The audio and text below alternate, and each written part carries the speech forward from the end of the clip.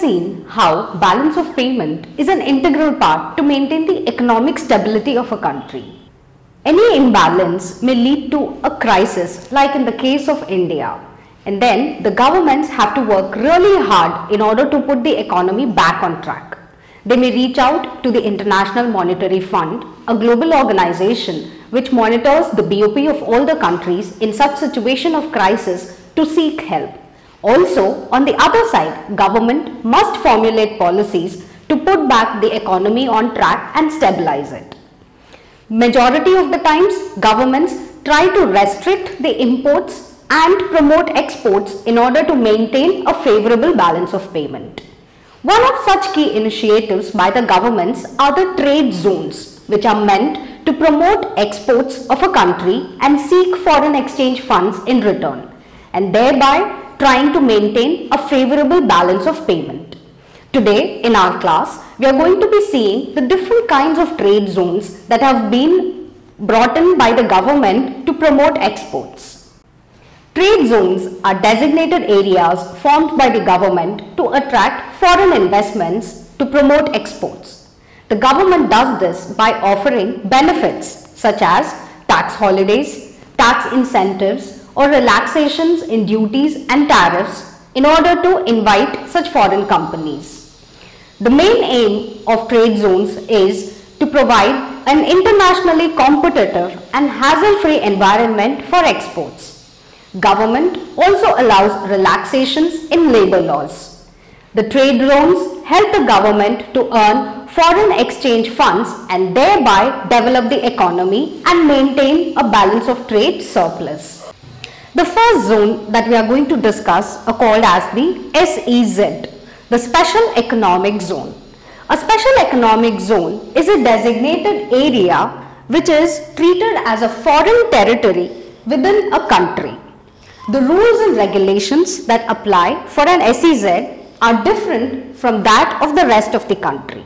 Now, since an SEZ is treated as a foreign territory within a country, any transaction taking place between the SEZ and the rest of the country is treated as an export or an import.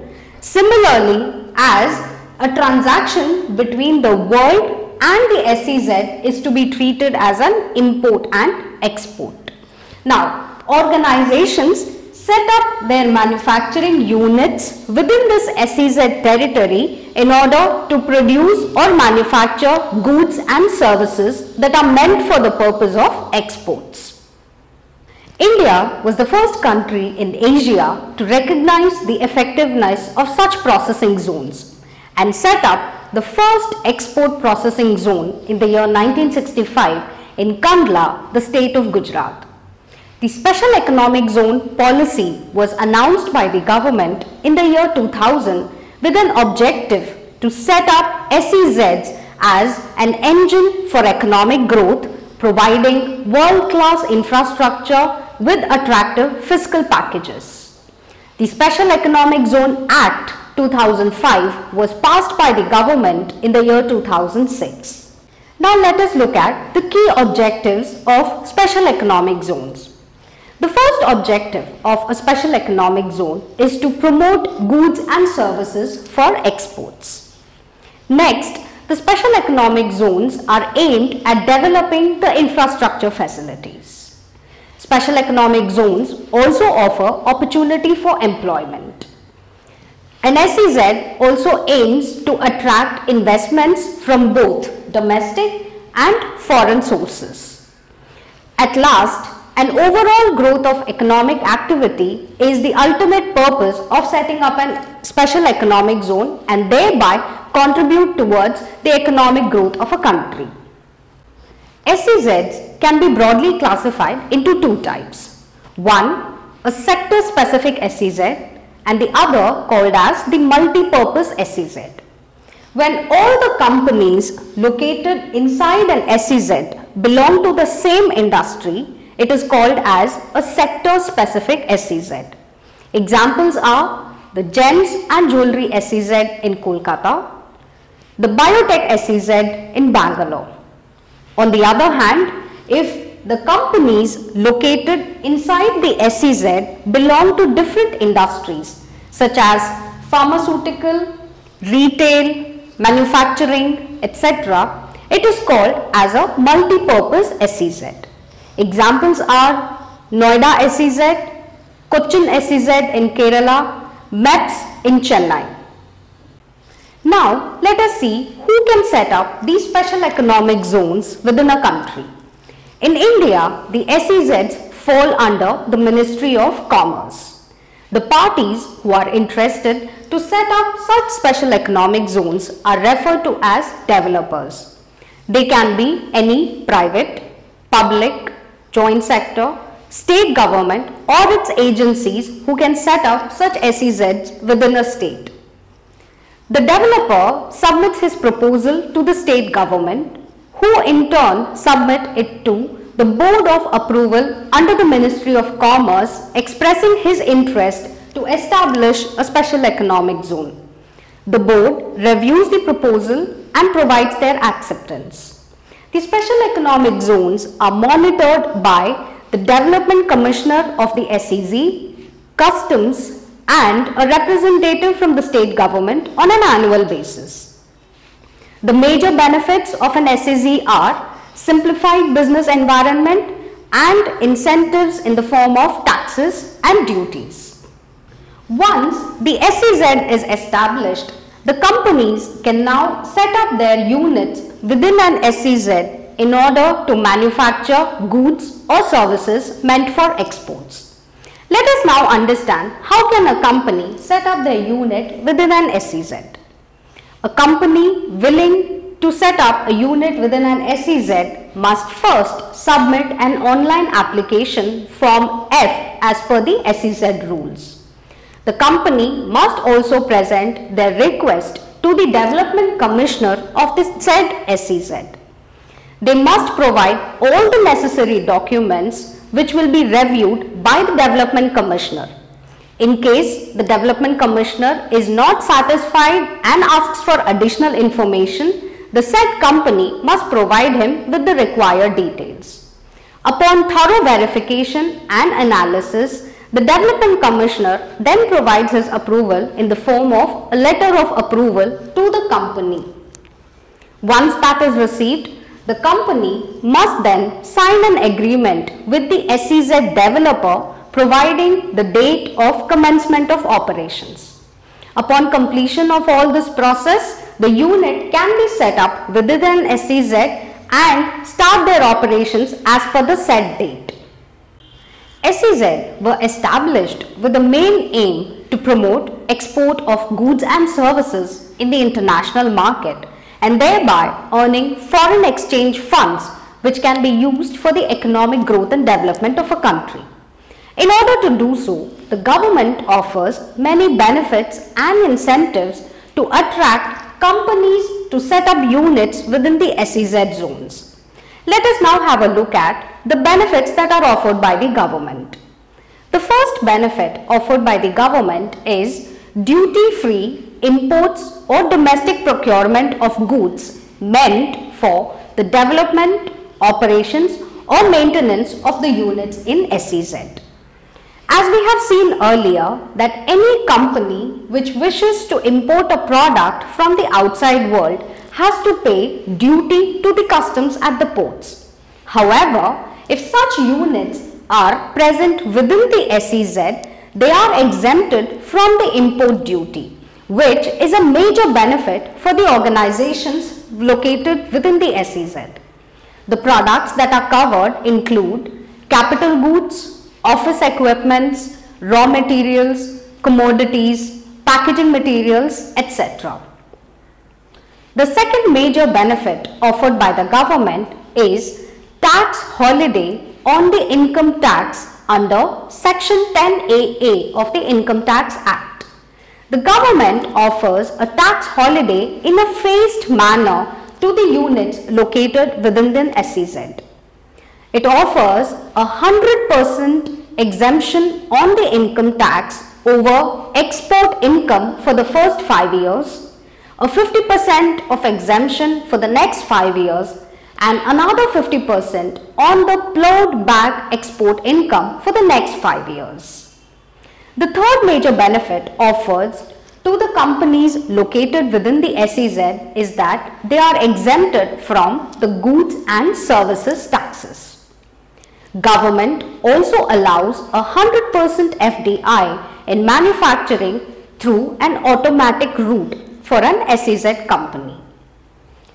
SEZs are also eligible to subcontract their operations under proper permission from the customs authorities. The other benefits include liberal labor laws and regulations for the units set up under the SEZ. Also, another key benefit includes the SEZ units are free from periodic examination by the customs for the export and import cargo. They are also eligible for self-certification of the export cargo. However, a key factor to be continuing for an SEZ is the SEZ unit should show a positive net foreign exchange earnings for a period of 5 years from the date of commencement of operations. From this, we have learnt that SEZs are a key contributor in the economic development of a country. Until the year 2019, out of the 373 approved SEZs in India, 62% of them are operational, which have generated employment opportunities for almost 20 lakh people. The export earnings amount to almost rupees 7 lakh crores and the investments to almost rupees 5 lakh crores. Therefore, the government is constantly working in providing better benefits and incentives in order to attract the companies to manufacture within an SEZ and promote exports. In this line, one of the key developments that have happened is the SEZ Amendment Bill of 2019. Under the Real SEZ Act of 2005, a person or an individual willing to set up a unit within the SEZ must be a corporate, a firm, a cooperative society or an association of the persons. Under the new bill, the government has included two more categories, namely a trust or any entity which is approved by the central government. A trust can be a public charitable trust, a private trust which is run by big or small businesses, a business trust which is in the form of a real estate investment trust or an infrastructure investment trust, etc. Trusts have been a contributor in the financial sector for a long time. They engage in activities spanning healthcare, education, manufacturing, etc. By adding trusts as one of the key parties to engage in the SEZ processes, the government wishes to expand the profits or the earnings by many-fold and thereby help develop the economy in the near future. In order to increase the export opportunities further, the Government of India introduced another scheme called as the Export Oriented Scheme. The EOU scheme was introduced by the Ministry of Commerce in the year 1980 as a complementary scheme to the already existing special economic zones. The main aim for the creation of the EOU unit was to increase the production capacity with certain minimum value additions. EOU units are expected to export 100% of their production. However, there are certain permissible limits to be sold in the DTAs. EOU units were created to increase the foreign exchange earnings, create employment opportunities, increase investment opportunities, and also enable transfer of latest technology. Unlike the special economic zones, the EOU units can be established anywhere in the country. As we can see here, a company must enter into a defined zone called as the special economic zone to derive the benefits as per the SEZ rules and must establish their unit within this clarified area. However, an export-oriented unit can be set up anywhere in the country and does not have to be a delineated specified area. Along with manufacturing activities, EOU can also be engaged in repair, remaking, reconditioning and re-engineering activities. Major sectors involved in the EOUs are granites, textiles, pharmaceuticals, chemicals, software, gems and jewelry, etc. Let us now see how can one establish an export-oriented unit. Projects having a minimum investment capabilities to the tune of rupees 1 crore or above in building, plant and machinery are eligible to set up an EOU unit. The EOU setup is permitted and approved by a unit approval committee headed by the Development Commissioner.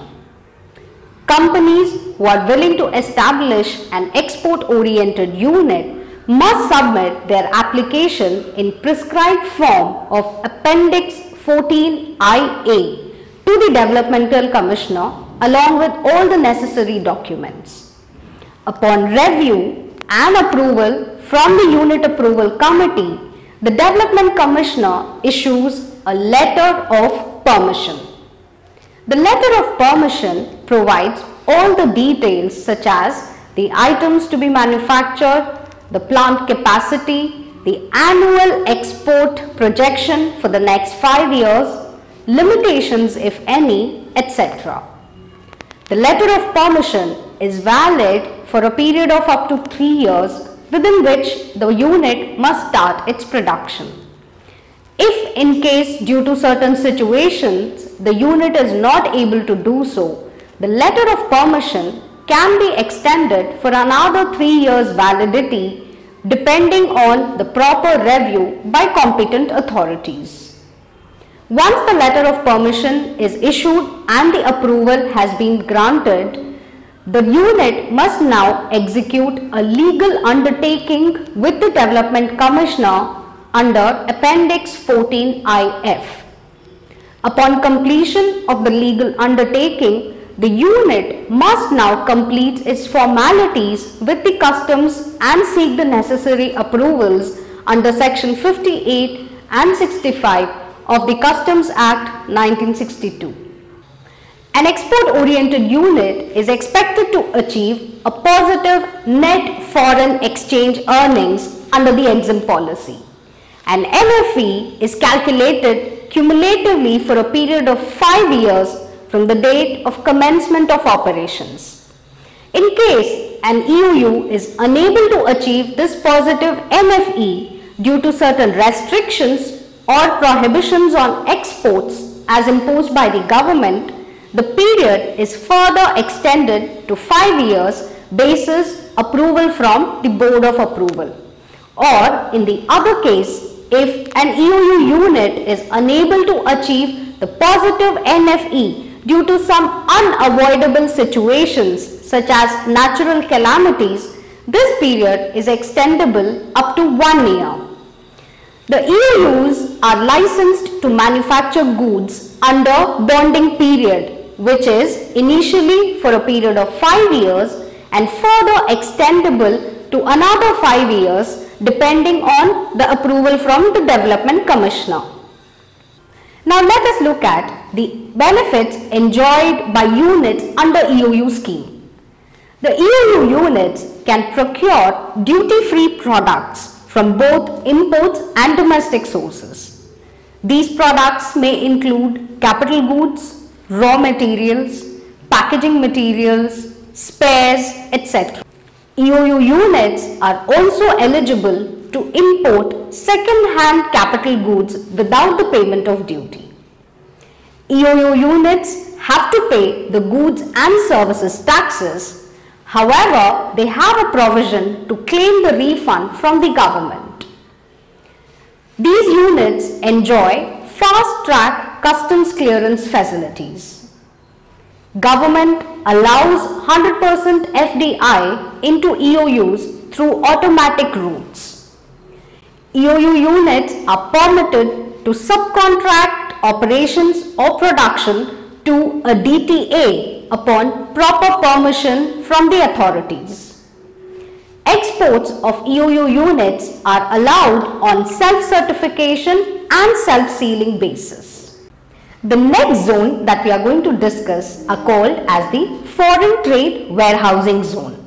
An FTWZ is a special type of economic zone which is focused towards trading and warehousing activities. The FTWZ was introduced by the Government of India under the Foreign Trade Policy of 2004 to 2009. FTWZs are governed by the SEZ Acts and rules. A foreign trade warehousing zone offers customized facilities related to warehousing which helps to add value to a product before the shipment is being arranged. The different kind of activities that can be undertaken in an FTWZ include kitting, packing, labeling, sorting, quality control, testing, assembly of completely knocked down units or semi-knocked down units, shrink wrapping, etc. Companies who are trading entities, importers, exporters, manufacturers, etc. can set up a unit within an FTWZ. The units are expected to execute a born-come legal undertaking in order to do imports and process warehousing activities within an FTWZ. A foreign trade warehousing zone can also act as the custodians on behalf of foreign suppliers to hold their cargo. This opens up all new opportunity wherein a manufacturer or a trader in India or abroad can use the services of the FTWZ with goods being sold between the seller and the buyer directly. Some examples of an FTWZ in India are Arsha International in Navi Mumbai, Jai Matadi Free Trade Warehousing Zone in Chennai. Now let us look at the procedure to set up an FTWZ. The proposal to set up an FTWZ can be made by a public company, a private company or a joint venture. The proposal is made to the Board of Approval under the Department of Commerce.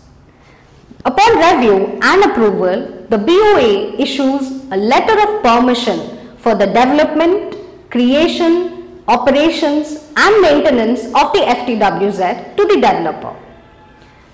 The proposal must entail a minimum outlay of ₹100 crores for the creation and development of infrastructure facilities and a minimum built-up area of about 5 lakh square meters.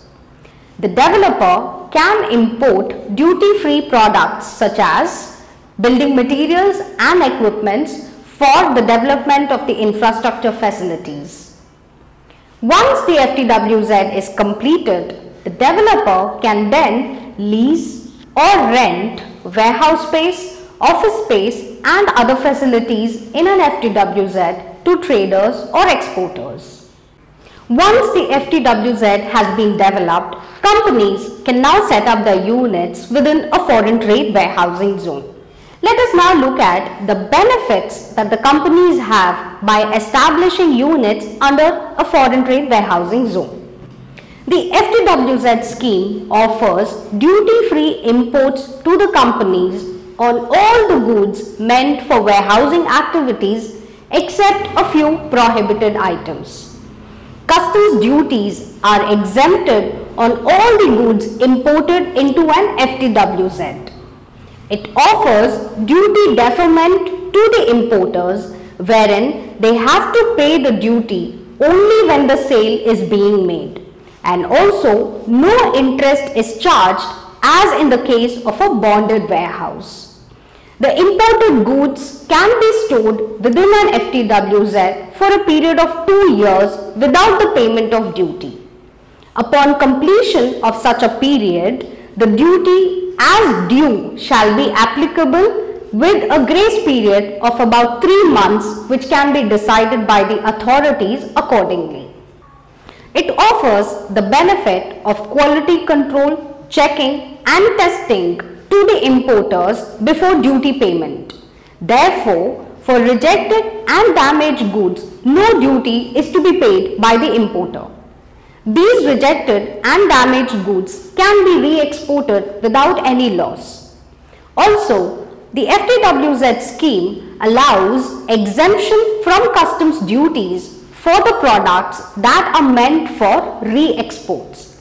This enables the companies to use the FTWZ services for value addition purposes and re-export the said product.